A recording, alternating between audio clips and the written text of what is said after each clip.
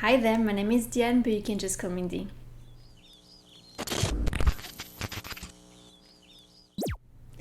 Today I'm going to be doing my August wrap-up. I have read a few books that I'm excited to talk about. First, let's start with some statistics. I have read 5 books and I DNF'd 1. And I have read 2 books printed, 2 ebooks, and 2 mixed media, which is when I had the physical read and the audiobook at the same time. In total, I read 1,641 pages. I had 1 4.5 star book, 2 4-star books, 1 3.75, and 1 3.5 star book. So my average rating is 3.95, which is really good. So that's exciting. I usually tend to be closer to 3 than to 4, so that's nice. In terms of when those books were published, I had 3 between 2020 and 2021, so new releases. Then I had 2 between 2000 and 2018, and then I had 1 that was published before 20,000. So I had 3 new authors to me and 3 authors I've already read from. For the genre, I had 2 fantasy, 1 paranormal, 1 historical, and I guess 2 short stories, which is why my pages read number is lower than usual, but that's fine with me. I also, in terms of age range, I had 4 adult books and 2 young adults. 4 were written by a woman and 2 were written by a man. I had 2 that I owned, 3 that I borrowed from the library, and 1 that was gifted to me, and in this case it was a NetGalley arc. We had 4 standalones and 2 that were part of a series. Right, so let's talk about the actual books. So I'm not really sure if I should go in the order that I've read them or if I should go in the lowest to highest. So I probably will do the lowest to highest because I think it's more fun, but if you have any opinion on that matter, just let me know in the comments. Talk about the DNF first. So the book I DNF'd was Malice by Heather Walter, and I have a vlog where I explain a little bit more in depth why I decided to DNF this book. This was actually an anticipated release of mine, but the writing was just too Disney-like for my liking. I think it's probably great for the age that it's being targeted to, but definitely for me and what I like and the type of writing that I like, it was just a little bit too childish, I guess. My 3.5 stars was Evidence of the Affair by Taylor Jenkins Reid. It was a short story that I read during the 1000 Doors readathon, which I will link up above and down below. I made a vlog for it. It was really fun. So this was an epistolary novel where a wife finds out that her husband is cheating on her, and she is writing to the husband of the person that she's being cheated on with. Obviously it was really short. I liked the style, I liked the writing. I think it was good. I think it was well done. Could we have had more depth to the characters? Yes, probably, but I liked it as a short story. I thought it was interesting to see how things turned out, and I thought the ending was nice and satisfying. So yeah, 3.5, I think it was nice. I think that's my 3.75. We had The Strange Case of Dr. Jekyll and Mr. Hyde by Robert Louis Stevenson.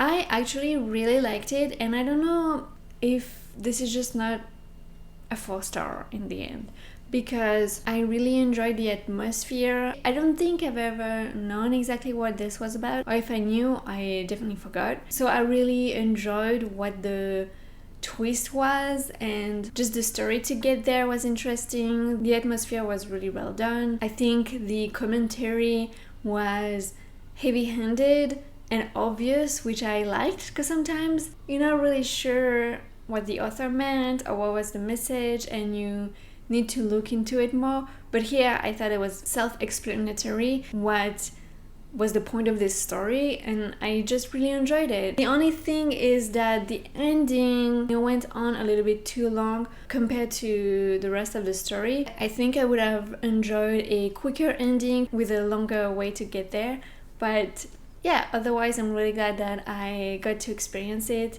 and I will definitely, I know that I have like other stories in that book that I had. It's a bind up of this story and others, so I'm definitely gonna finish that because it was really fun to read, and it definitely put me in the fall Halloween mood. I guess I'll go with Vespertine. I realized that I've been saying it wrong in all my past videos, so I think it's pronounced Vespertine by Margaret Rogerson, and this is definitely my favorite book out of all her books. I've read all of them. I think there's only 3 now. Definitely this one was my favorite. This is also the first one in a series. This is about to be published in October, but I'm excited to see where this series will go. So hopefully we'll get the next one next year. So I definitely enjoyed this darker side of her storytelling. I think her last 2 books were a little bit more easy and fluffy, I would say, in the term of fantasy, but this one was a little bit darker.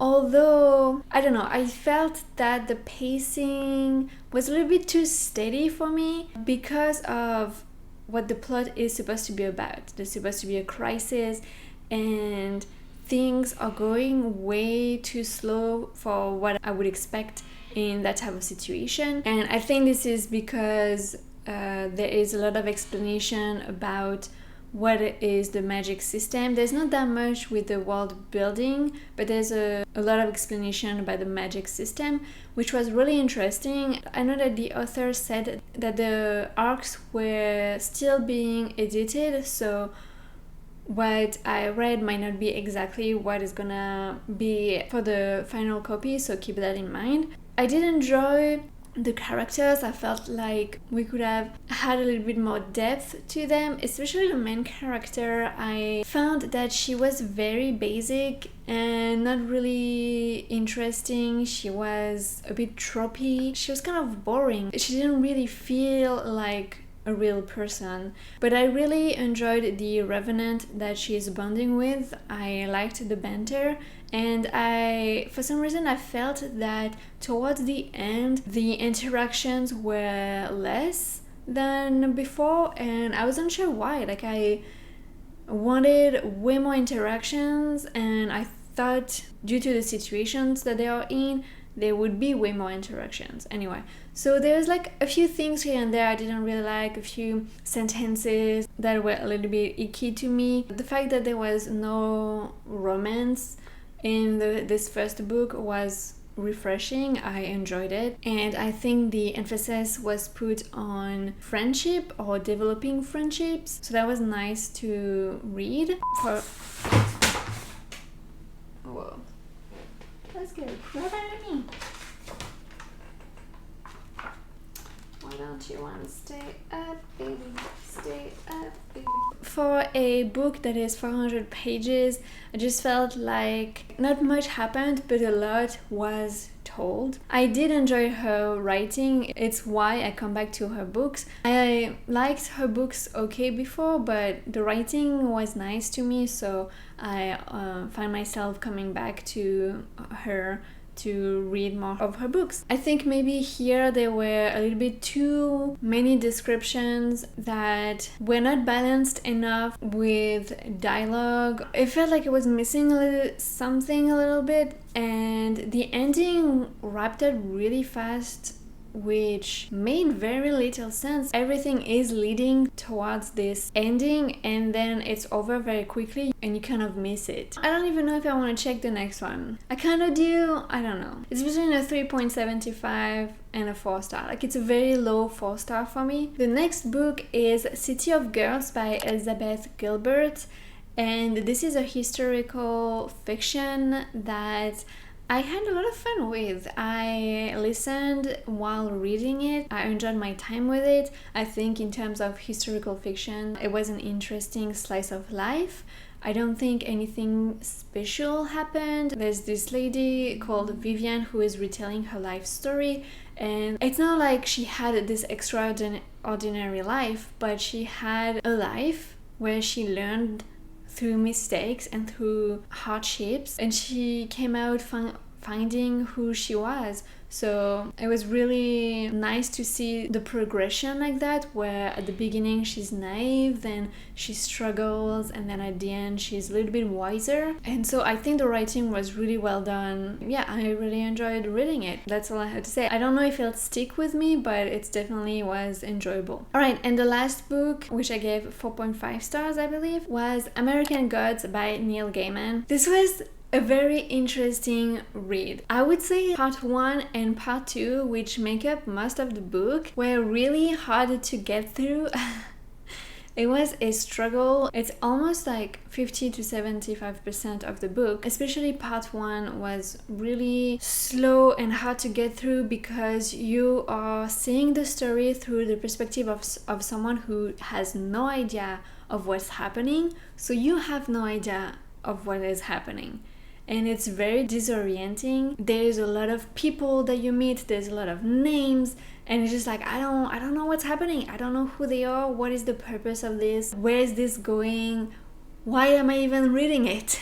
But by I would say the end of part 2 / part 3, it really picked up, and you really get to understand where this is all going and what is the point of it all. Probably will need a second read to get even more out of it, but I thought this was really smartly done. The messages in this book are still relevant today. I know there is a TV show inspired by this book, and I will definitely watch it. I think it probably will translate way better on TV, so I'm excited to see that. And yeah, I think the frustration that you feel throughout half of the book is because of the perspective that you are reading from.